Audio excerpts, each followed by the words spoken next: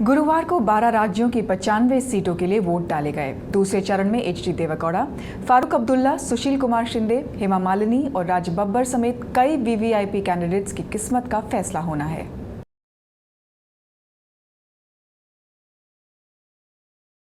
गुरुवार को लोकसभा चुनाव के लिए दूसरे चरण में 12 राज्यों की 95 सीटों के लिए वोट डाले गए।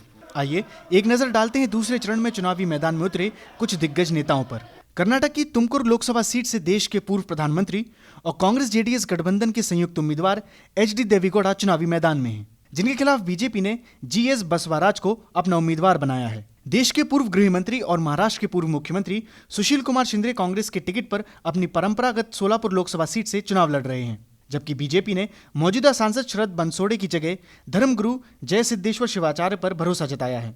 इस सीट पर लिंगायत और दलित मतदाता निर्णायक भूमिका में हैं, जिसका फायदा उठाने के लिए बीजेपी ने सिद्धेश्वर शिवाचार्य पर भरोसा जताया है।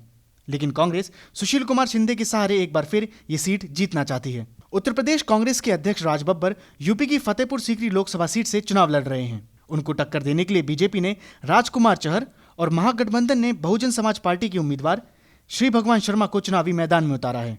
जम्मू कश्मीर की श्रीनगर लोकसभा सीट से नेशनल कॉन्फ्रेंस के नेता फारूक अब्दुल्ला चुनावी मैदान में हैं। जम्मू कश्मीर में फिलहाल धारा 370 को लेकर सियासत गर्म है, इसलिए यह मुकाबला दिलचस्प हो गया है।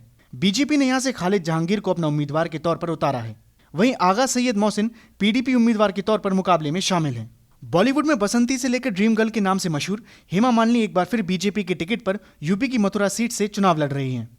इस बार हेमा मालिनी को दो तरफ से टक्कर मिल रही है।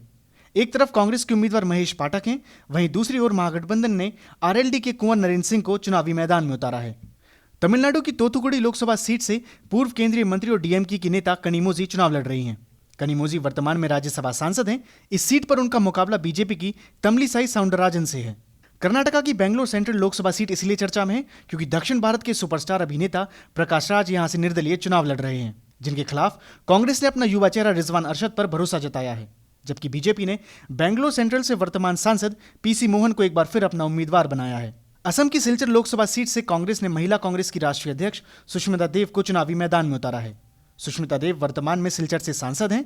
बीजेपी ने उनके खिलाफ राजदीप रॉय को अपना उम्मीदवार बनाया है। तमिलनाडु की शिवगंगा लोकसभा सीट इसलिए चर्चा का विषय बनी हुई है क्योंकि पूर्व केंद्रीय वित्त मंत्री पी चिदम्बरम के बेटे कार्ति चिदम्बरम कांग्रेस के टिकट पर चुनावी मैदान में हैं, जिनके खिलाफ भारतीय जनता पार्टी ने एच राजा को मैदान में उतारा है। बता दें कि इस सीट से पी चिदम्बरम 7 बार सांसद रह चुके हैं। अंकुश चौबे, गो न्यूज।